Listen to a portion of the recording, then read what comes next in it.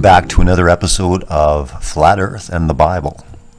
Now, before we get into today's subject, we're going to get into getting to the root of things. I think we have to go way back and talk about, ancient times, what they were thinking, what they were trying to get across to the public. If you look at it, the authorities convinced mankind that the stars were gods. Now you think, that was way back then. We're so much more sophisticated. We know a lot more today in today's society with all the teachings that we get taught with education, with the top people in industries across all facets of life. Have we really evolved? Are we even more than what we know? Now, a lot of times we get into things and we talk about the stars, and we talk in the moon, and we talk in the sun. But let's just start with the sun, because as we know it, the sun is nothing more than a star. It actually is a G2 star, one of more than 100 billion stars in our galaxy. This is what we've been told. So we're kind of in our own solar system, and we're all revolving around different suns. Now, in ancient times, that sun, the Greeks, they called it Helios. The Romans called it Sol. Now, we're getting into the heliocentric model, and this is kind of the roots, getting into everything that we're going to talk about. But I started thinking about everything, and I'm like, okay, this is starting to surface. People are starting to talk about this. But what's really going on? Where's the deep-rooted, where's the background of this? Where does this come from? Where is it leading? A lot of people are talking all these different theories. I'm really interested in what's really going on today, and where are they trying to take us? So you get into all these theories, and as Christians, we know that we've debunked evolution. We've looked at the massive errors, the massive links that are missing all throughout evolution. But yet, when we look at the cosmology and we look at everything that's been proposed, we just, at first glance, say, well, yeah, of course, that's it. But is it? Is there some deeper agenda going on? Looking into it, I'm saying that there is. In the research that I've done, I can definitely see that, authorities have convinced mankind that stars were gods way back in the day. Isaiah 47:13, Daniel 2:27, definitely talk about the astrologers, the stargazers, the soothsayers, the magicians, and the monthly prognosticators, as something that should be looked at. And if we look at today, definitely with the stargazing that's going on, the astrologers, we've kind of linked everything in together, and it just seems like it's just kind of crazy. I mean, if you even look at all of the so-called planets in our solar system, I mean, they all have occult, origins. You look at like Pluto and Mercury and Venus and Mars and Jupiter. I mean, these from the get-go have all even been named under, ancient occultic type things. So I'm just looking at it. I'm not convinced that just everything is the way it is. I mean, the Bible definitely talks about even the stars. We've been told that they're just completely massive, like huge. I mean, I'm not even sure, when you look at everything, what the sun is considered. But the sun, I believe the diameter is something like it's like 1.3 kilometers. That's, massive. And supposedly that's not even the largest one, in the galaxies.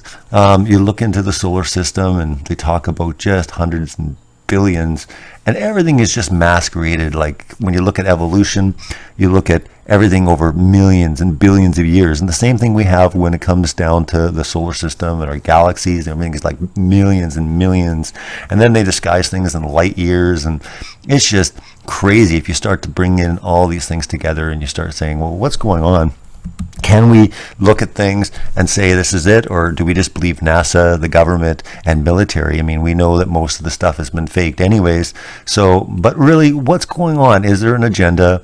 Do they want to tell us about these heliocentric solar systems around suns? What are suns? They're stars. And if you look in the Bible, it definitely talks about suns being or stars, being a lot different than what we've been told. So I just like to kind of start and show you a couple things. One of the big names right now, we've had Dawkins, and we've had, Bill Nye, the science guy, and all this sort of things. Well, one of the up-and-comers is Neil deGrasse Tyson. And, when he breaks it down saying, hey, where are we from? I mean, we've been told that, it's from the goo to the zoo to you. But you ask yourself, where's the goo? And what they'll say is, well, we're from stars. We're stardust. And you don't have to take my word for it. Let's listen to Neil deGrasse Tyson tell you that this is what you are. You're nothing more than stardust.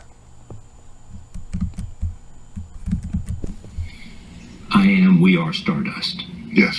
What does that mean? For me, the most astonishing fact is that the molecules that comprise our body are traceable to the crucibles of the centers of stars that manufactured these elements from lighter versions of themselves and then exploded, scattering this enrichment across the galaxy into gas clouds that would later collapse to form next generation star systems. One of those star systems was ours. These atoms and molecules are in us because, in fact, the universe is in us. And we are not only figuratively, but literally stardust. So now you've heard that basically we evolved, or we just came from stardust. So science loves to talk about us being stars. This is the problem. Like I mentioned before, our whole system has been a lie. Satan has actually used it very cleverly because he's introduced kind of a religion masqueraded in fact, in something that can't be disputed, or can it? And I think that's what we're doing, is we're starting to piece things together. We're starting to do our own research. We're starting to figure out that really what the top intellectuals of the world, God calls it foolishness. If you read all throughout, scriptures continually talk about how the wisdom of man is absolute foolishness to God. We are saying that we're exploring the universe. We have a Land Rover on Mars, and we've gone to Pluto, and we're going all over. But really, I don't think that that's the case. And I think that we've seen science basically talk about that the stars are the significant part, which, again, are nothing but suns, is what we've been told. Understand that the Bible says that there was a sun, moon, and also stars. Stars are not suns. There is no suns. There is one sun. The Bible's very clear. There is one sun and one moon. So first of all, we know that that is a massive lie. But the question is, why would they lie about that? Why would they convince us that stars are suns? Why would they take out the significance of the one true sun? But here's the thing. The one sun, it was a light for day, for Earth. Earth is the significant part, not the sun. With the heliocentric model, they've made the sun the center point. Everything revolves around the sun. And this is where the problem is. I think Satan wants us to think that everything revolves around us. In turn, we're part of the universe. We actually are gods. And if you understand and you research occult literature, you even understand Satanism. Even Satanist himself, Aleister Crowley, which had close ties with Jack Parsons, with NASA. And if you understand, and we'll do another part about NASA and the connection there, but we'll just shortly give you a little connection with Jack Parsons and Aleister Crowley, because a lot of people are like, well, I know who Jack Parsons is. He's with NASA, and I know he was occultic and stuff, but a lot of people don't know who Aleister Crowley is. Without going into it too deep, Aleister Crowley was considered one of the most wickedest persons on the face of this earth. He was kicked out of Britain. He admitted to human sacrifices. He performed sexual magic. He wrote numerous amount of books, and he's the patron saint of pretty much all the mega rock star acts throughout the ages. Politics, politicians. He was featured at the very back of Sgt. Pepper Lonely Hearts with the Beatles album. There's so much to talk about him. But the connection is very interesting when you get into the beginnings of NASA, because with Jack Parsons being heavily involved in the occult and bringing and tying in the spirituality, not just the science, now you bring the spirituality and you find out that they're still talking about the same thing. Aleister Crowley, with one of the biggest things was do what thou wilt. That was the whole of the law. Summed everything. The other one was love, and we'll talk more about that everything was okay under the banner of love, which is crazy, and we're seeing a lot of things happen because of love. Love can't be bad, can it? Well, we'll talk about that as well, too, another time. For now, we're going to talk about the third main facet in the book of the law, which was every man and every woman is a star. Getting deeper into it, understanding that basically we're godlike, that we're part of the universe, that we can ascend, we can evolve into godhood. This is where it gets into it. And I think this is where they bring in everything to do with the whole lives of our whole galaxy. And this is the interesting part. So I wanted to kind of give you a little understanding with the connection with Aleister Crowley. And you can kind of go from there and see what you think. Here we go. But Jack Parsons was possessed with extraordinary ideas that sought far loftier heights than mere space rocket designs. Parsons was fascinated by the occult, and in 1941 he was to join the Pasadena chapter of Ordo Templi Orientis, Aleister Crowley's secret society. Not long after, Parsons took over the Agape Lodge himself. Observing Parsons' natural aptitude for ritual sex magic, called thelema, the membership saw him as a potential successor to the great beast Aleister Crowley himself, whom Parsons addressed as Most Beloved Father.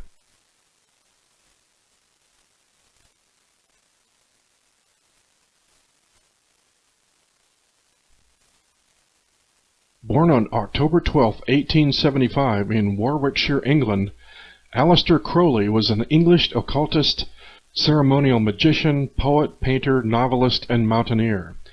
He was responsible for founding the religion and philosophy of sexual magic, thelema, in which role he identified himself as the prophet entrusted with guiding humanity into the Aeon of Horus in the early 20th century. In 1898 he joined the esoteric Hermetic Order of the Golden Dawn, where he was trained in ceremonial magic. Like many of that era, Crowley was something of a crusading militant intellectual, determined to break down the conventions of accepted social morality. Later he traveled to Mexico and then India to study Hindu and Buddhist practices. In 1904 he married Rose Edith Kelly, and they honeymooned in Cairo, Egypt. In the Great Pyramid, Crowley conducted an occult ritual intending to access supernatural powers. The black magic ritual held in the Great Pyramid marked an unexpected turning point in Crowley's life.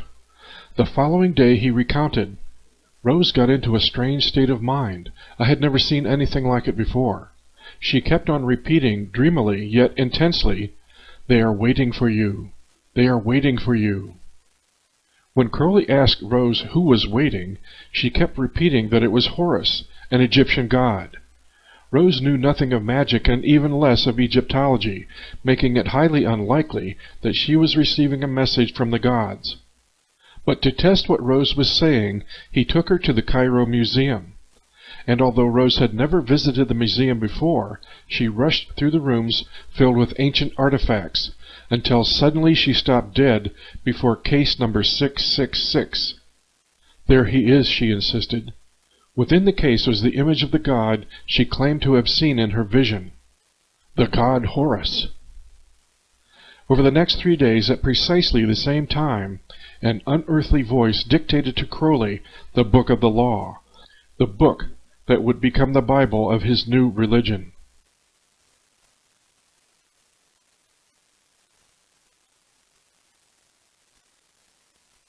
Following their fateful ritual in the Great Pyramid, Crowley's wife Rose mysteriously proclaimed that the equinox of the gods has come. The alleged superhuman intelligence contacted by Aleister Crowley during his visit to Egypt was named Aiwass, who declared, "I am a god of war and vengeance." and then dictated to Crowley a work called the Book of the Law, which prophesied wars and revolutions, leading to the collapse of Christian civilizations and the dawn of the Aeon of Horus. Crowley's Bible also proclaims the law of Thelema, usually summed up in 3 mantra-like verses. Do what thou wilt shall be the whole of the law. Love is the law, love under will. And every man and every woman is a star.